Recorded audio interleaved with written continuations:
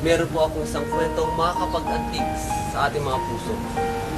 Larawan ng isang masayang pamilya. Ngiti at pagmamahal, ngunit ito'y nabahira na matinding laman sa masayang larawan ng isang pamilya. Sa pagitan ng magkapatid na sina Jenny at Erica. Dahil sa trahedyang nangyari sa kanilang mga magulang. Kalungkutan ang naging kinatuwa ng magkapatid. Tila ba sa isang iglap na wala ang lahat ng mahal sa buhay ni Erika. Narito po ang aming kwento. Sanet! Ano ba? Sige, ako, tira ko na.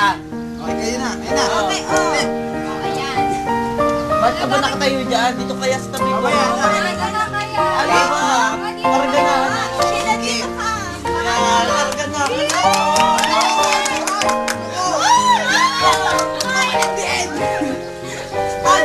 Go, ako na. Oh, turuan mo ako.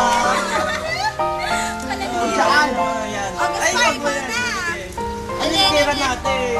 Bilisan niyo naman. Ito, oh, yan. Masaya ang pamumuhay ng pamilya nila Erica at Jenny. Kitang-kita ang pagmamahalan at pag-aaruga ng bawat isa.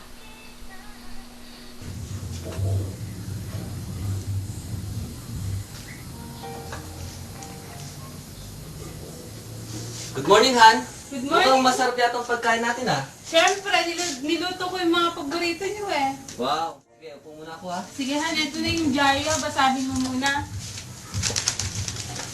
Sis, ito na rin yung kape mo. Para makapag-kape ka na. Sige, kape muna ako.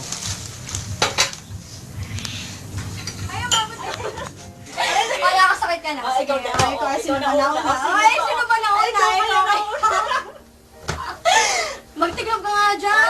Ikaw magtiglog ka. Sige, sige. Malaki yan para sa akin. Ay, Anak, kakain na. sige na po.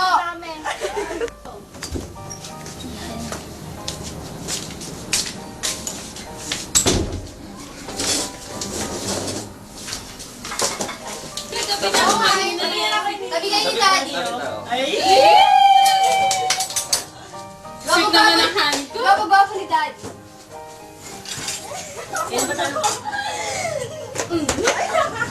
Aray ko naman. Teka. Ako ba ikaw to? Balik ko. Mga anak, tingin na niyo yan. Papagalan Si Jenny po kasi. Kumain, anak. Ano pa, mga magsikantahan na tayo para Ano mas bang gusto masaya. yung kantahin natin? Daddy, ano ba gusto mo? Dali. Favorite song. Favorite song natin lahat. Sige. Ano ba? May favorite song. Anak, natatandaan niyo ba yung kanta natin? Oo, ano ba? Favorite ni Daddy yun eh. Sige na, simulan na natin. 1, 2, 3, go!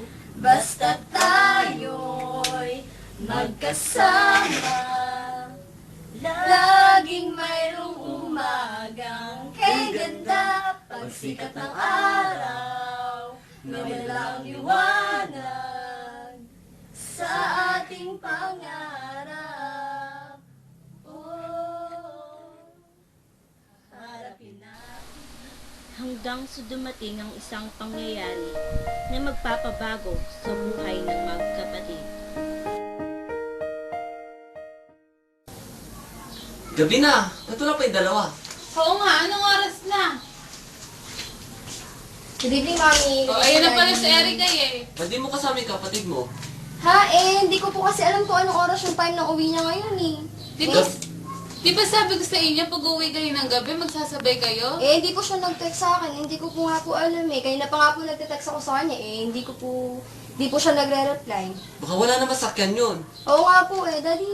I-text mo nga si Jenny kung nasaan na siya para kung sunduin na lang natin siya. Sige po, mamaya ka na magte-text. O sige. Erica, Daddy, nag-text na ba si Jenny? hindi pa nga po nagre-reply eh. Kinakabahan ako. Wala pa rin siya. Oo nga po, baka po na paano na yun. Oo nga, honey, halika na, sundin na natin si Jenny. Anong oras na para hindi na tayo masyadong gabihin pa. Sige, Han. Tayo na. Halika na.